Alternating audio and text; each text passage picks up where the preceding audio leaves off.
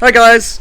Well, it has certainly been a while, a couple of months since my 50 years, 50 wisdoms video marathon, and I just think it's time to just sort of reach out and say hi and see how everyone is. And I think one of the most important questions we can be asking each other right now is, how are you? And give each other space to answer that question, because a lot of us are going to be living in a lot of fear right now, a lot of anxiety about the future. And the only thing we can do right now is pay attention to what's going on, put ourselves into lockdown as quickly as we can, and do whatever we can to make sure that we don't make the situation worse.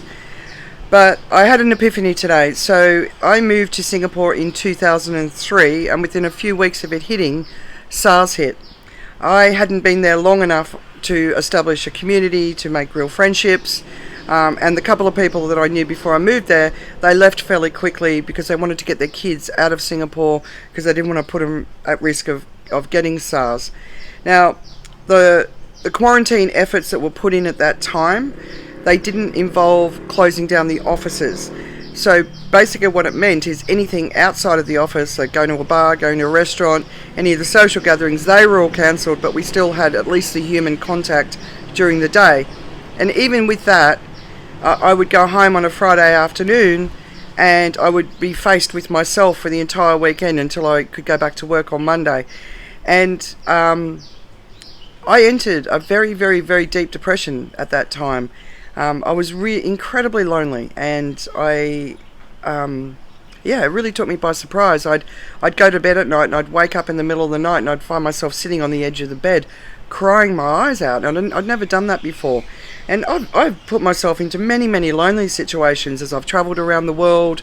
I've lived in 5-6 different countries. I'm used to being lonely, but there was a sense about that loneliness that it really struck me. It really surprised me, and it had an impact, and I've never forgotten it.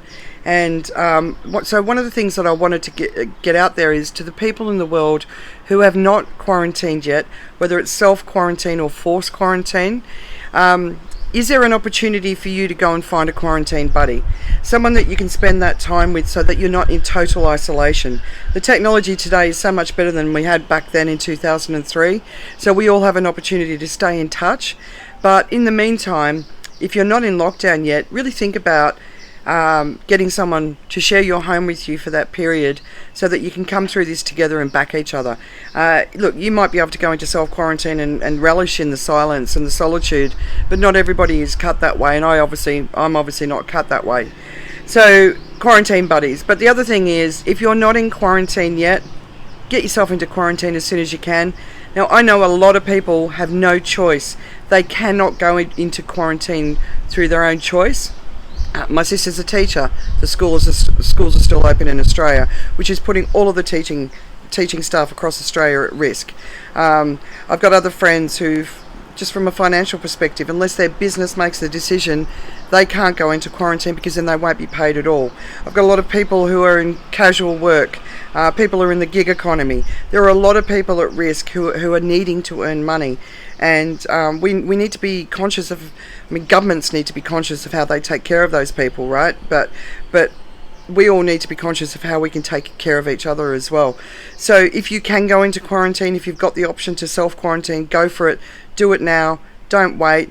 Friends are starting to be impacted by this virus, which is very heartbreaking.